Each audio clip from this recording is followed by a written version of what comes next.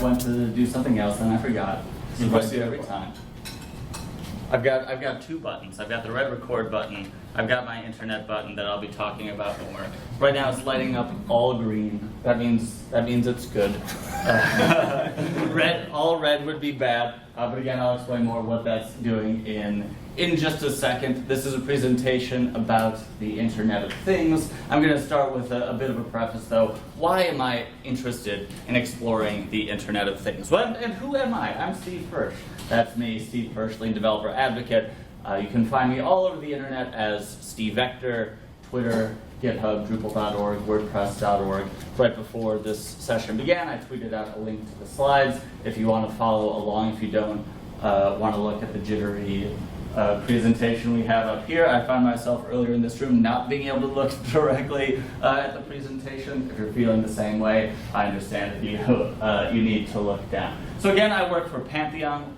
Pantheon is the web ops platform built for agility. Web ops is a term we've been using more and more at Pantheon. And the way I've been thinking about that is web ops is concerned with the handoffs between team members on a website team. Handoffs between those team members, handoffs between their tools. And when I began my career as a Drupal and WordPress developer, I liked the monolithic mindset of WordPress and Drupal development, especially 10 or so years ago. I could think, whatever the website thing is, eventually it's going to have to come inside of my Drupal space. You can design in whatever tool you want, InDesign, Photoshop, Sketch these days, but eventually you're going to have to come inside the Drupal monolith. You can do A/B testing, perhaps involving an outside tool, but eventually you've got to come inside the Drupal monolith. And that mindset is starting to change. The monolithic mindset of Drupal that Drupal grew up with for much of its history, that says put it all in Drupal, that mindset is starting to change, starting to go away. One of the reasons that mindset worked for such a long time was because there's a module for that. Whatever it is, there's a module for that. You need to integrate with Salesforce, there's a module for that. You need to integrate with Optimizely, there's a module for that. Put it all inside of Drupal. I added this diagram to my slides this morning after seeing a similar looking diagram yesterday in Mateo's presentation, but it didn't have Drupal at the center. Drupal was lower in the diagram. And one of the main reasons it was lower in the diagram is because there's a new phrase. There's a package for that. There's a Node.js package for whatever you want. And the diagram Mateo showed looked more like this. He was talking about having a Node.js proxy in front of your Drupal site. Don't think of Drupal as the monolith through which all things flow, through which you put your templates, through which you put your perhaps cached external data. No, Node.js is going to be the thing you point your DNS at. It is the monolith. Well, not a monolith, but it is the thing through which your website flows. And there's still a Drupal, but it's handling the editorial. It's handling the content structure. It is not responsible for everything else. So this shift has been happening gradually for a number of years. And we've seen this on the horizon. We've seen this coming into the Drupal community many, many years now. And it's made me nervous because, again, I started with that monolithic mindset. I don't consider myself a Node.js developer yet.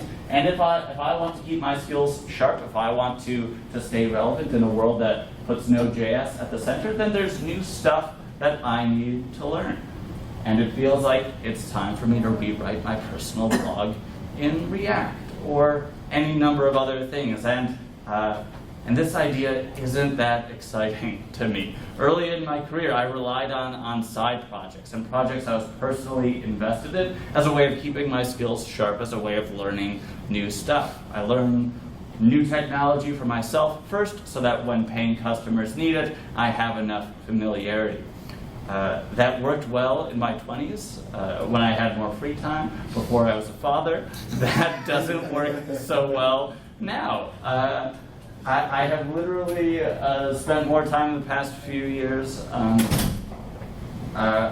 things outside of toying with new frameworks. I've got to spend time on other things. So if I'm not going to rewrite my blog in React over and over again, or whatever the latest framework is, what else can I do to keep my skills sharp, to think about this decoupled world? Well, I, a few years ago, bought some Hue light bulbs. And I thought, what if I just connected stuff in the physical world to the internet?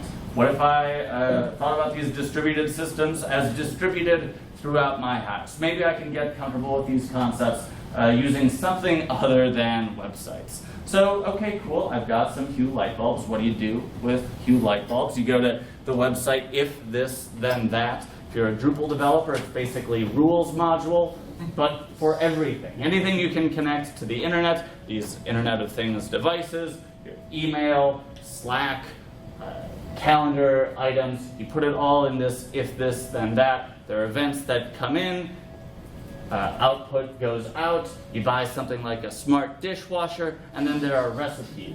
So that when the cycle of your dishwasher ends, you post a status to Facebook. Seems like a thing to do, right? 10 minutes before your dishwasher is done, you blink the lights. Okay. When the dishwasher is done, you turn all of your lights in your house red. That's a joke. Like, why would I do that? Why would I do any of those things?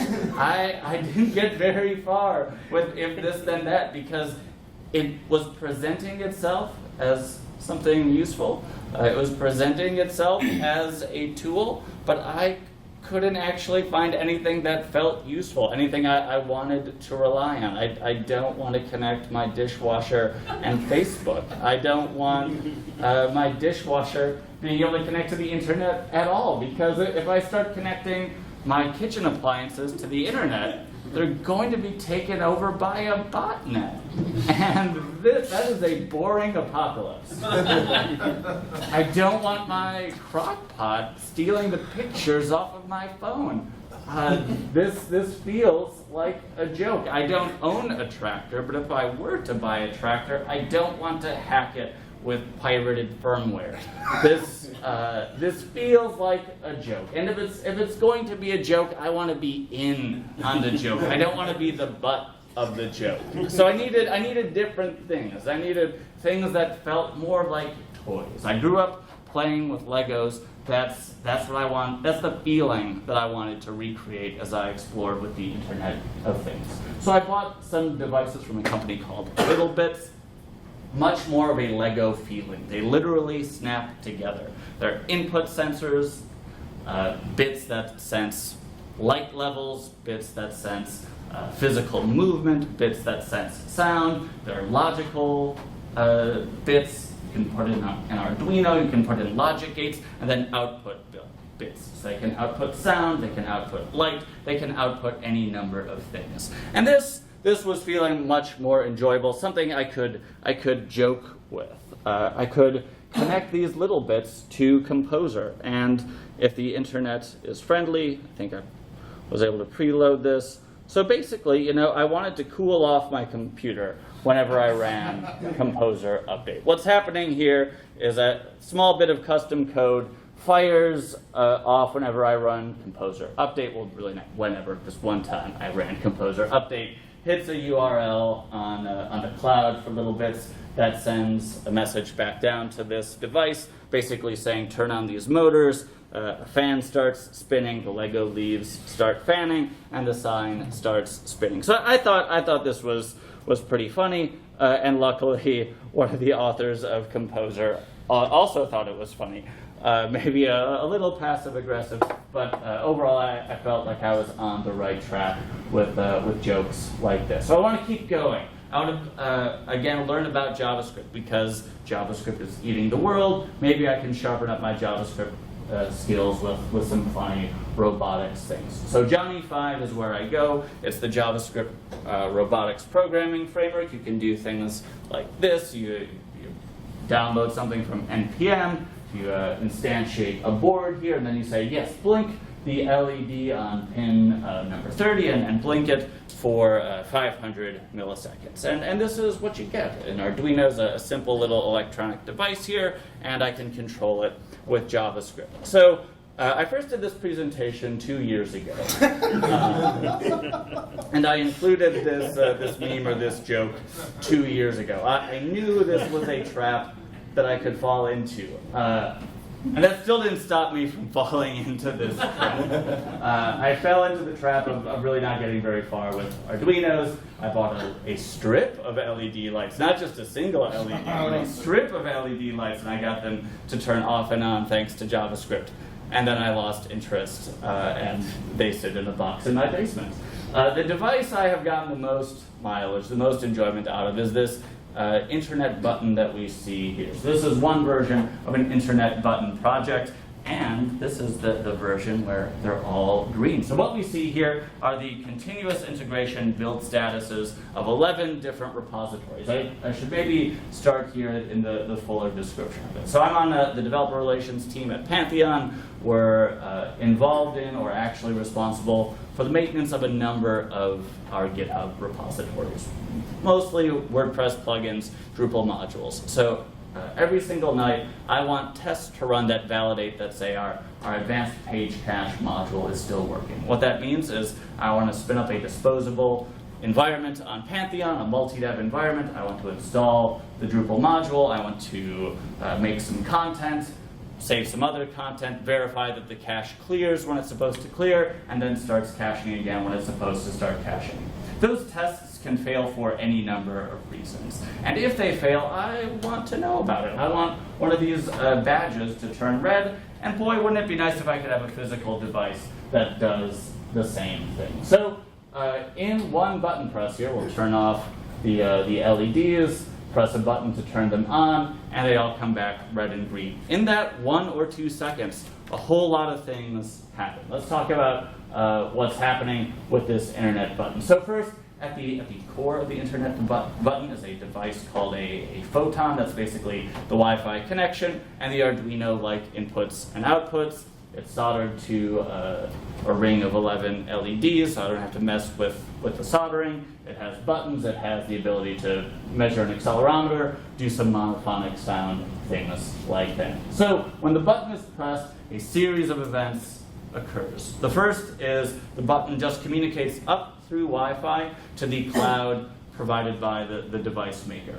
It's a company called Particle. So the button tells the Particle cloud that the event button 2 being pressed has happened. Button 2 has been pressed. The Particle cloud has been pre-configured to watch for that event, the pressing of button 2, and then hit an arbitrary URL on the internet whenever that happens. In my case, that arbitrary URL happens to be a Google Cloud function, but it could hit any URL. I'm hitting a Google Cloud function because that is a handy way to run a small amount of code, Node.js in this case. So it's running a small amount of Node.js. That Node.js is asking the GitHub GraphQL API for this information. What I want is the build status of 11 different repositories. So we're asking the GitHub GraphQL API, what's the status of the default branch of these 11 different repositories? The answer comes back in deeply nested JSON. That's how GraphQL communicates. But I need to boil that down to just a string of G and R for green and red, because that's what is going to be read by the C++ code running on this device here. So again, it's a whole lot happening, a whole lot of HTTP requests, but it happens in just a second or two. And I feel like this project did what I needed it to do. So I don't really need a button to show me these statuses. Like a web page is a much more utilitarian way of getting that information. What I really wanted was exposure to new languages, to new practices. So with this device, I wrote C++ for the first time ever. I'd never written C++ before. I figured out what do I do when I accidentally write an infinite loop and I flash it to a device that has no display. I've got to figure out how to debug an infinite loop on a device that I've never worked with before. It's got me thinking about continuous integration for devices. So not only is this thing displaying the results of continuous integration, but because there's code, I feel like it itself needs a CI process. how do I go about thinking about a CI process that is flashing code onto a physical device? Not a problem I've had to think about just working with websites. Before this, I felt pretty comfortable doing automated testing of PHP and websites in general, but I didn't have a ton of experience with JavaScript-specific tests. So with my latest iteration of this device, I wrote just tests for the first time. Got more comfortable with a testing tool that's growing in popularity, especially in the WordPress community. I got more comfortable with asynchronous code. The first time I did this project, I was working with those nested callbacks that are common in a lot of modern JavaScript that I find really hard to read, really hard to reason about. That concept has gotten easier in newer versions of Node.js with the async await concept. So I was happy to get some hands-on experience with that. Also some hands-on experience with GraphQL, something I've been hearing about for 4 years, but don't have a lot of direct experience myself with. So this button gave me the opportunity to do lots of things. We're nearly at time here. That's the end. Thank you so much, everyone. We've got a few minutes for questions. Where'd you get the button? I got the button from particle.io. So one of the slides that I hid in the presentation because it just didn't fit in the flow. Or did I delete it entirely? Oh, I just hid it. So a couple years ago when I bought the button, this company felt more fun. They have landed firmly on the tool side of is the Internet of Things a tool or a toy. This is what their homepage looks like now. They are very much a company that is making tools with the Internet of Things. So yes, they do still make and sell devices like this. Super slow internet, I guess. So anyway, all that to say, this device used to cost $50 and now it costs $30 because they're now in like mesh networking your farm equipment for more serious applications than building toy stuff. Anything else? Anyone inspired? Oh yeah, here we go. So when you hit the button, it goes and gets the status of those repos? Yes. And then it just displays that color until you turn it off, or can you get it to like? Sure. Mm-hmm. So I could.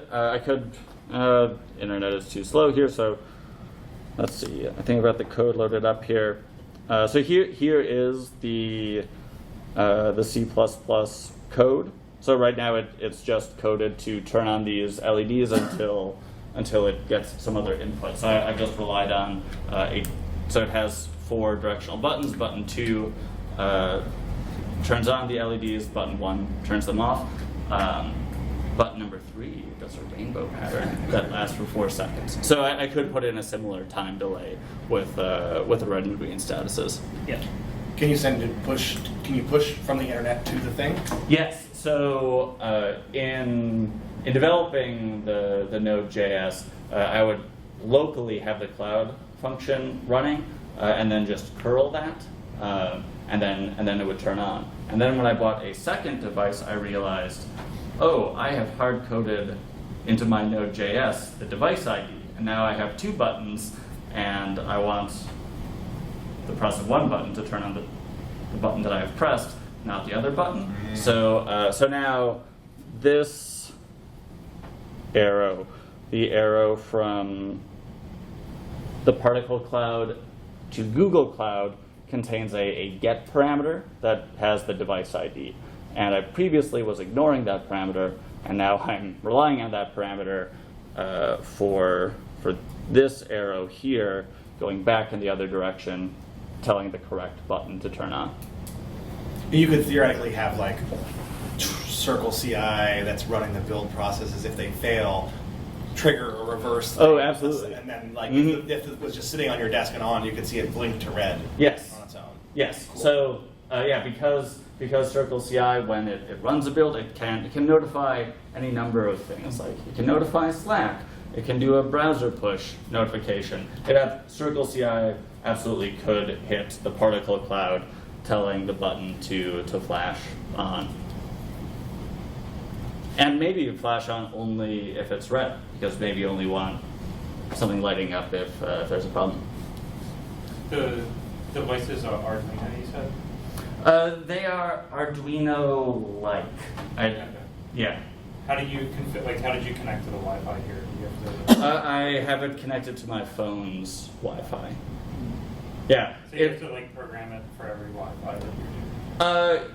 Yes. There might be a way to give it a list of Wi-Fis that it can connect to, but because I've done presentations about it, I just would rather it always connect to my phone. So if I'm working on it at home, I've got to turn on my phone Wi-Fi.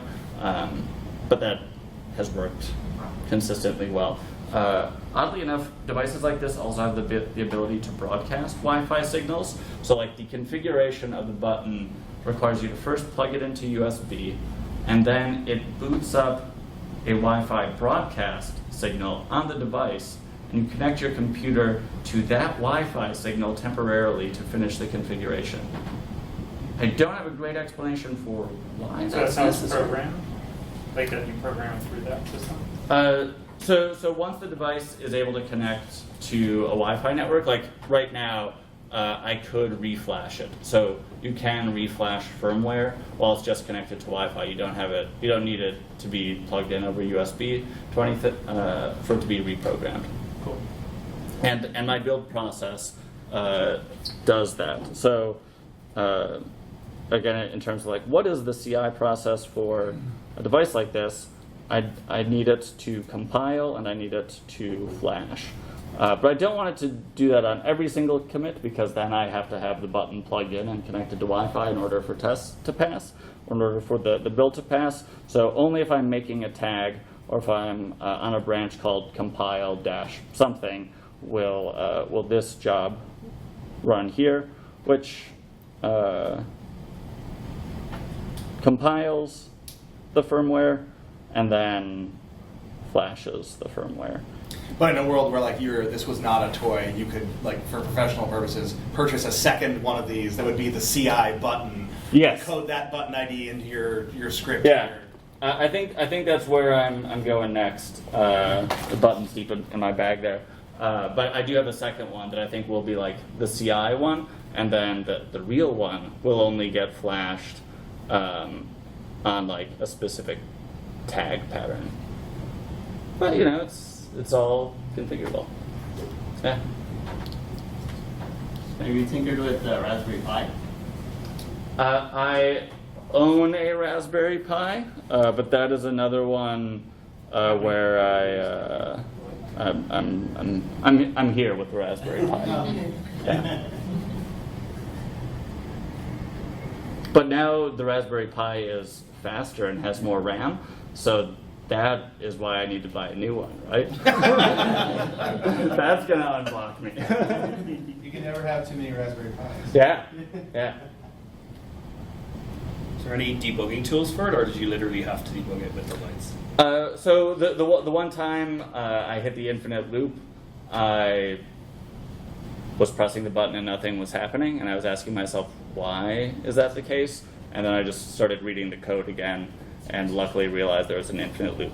There I think are ways to communicate over serial and do more advanced debugging, but I have not needed to do that yet. Yeah, the Arduino Uno, at least, is the only one I mess with, has, if you're doing over USB, you can pull up here's the sort of printout stuff that it's receiving. Mhm. And I don't know if there's a way to step through stuff, but at least you can get some output that's not LEDs.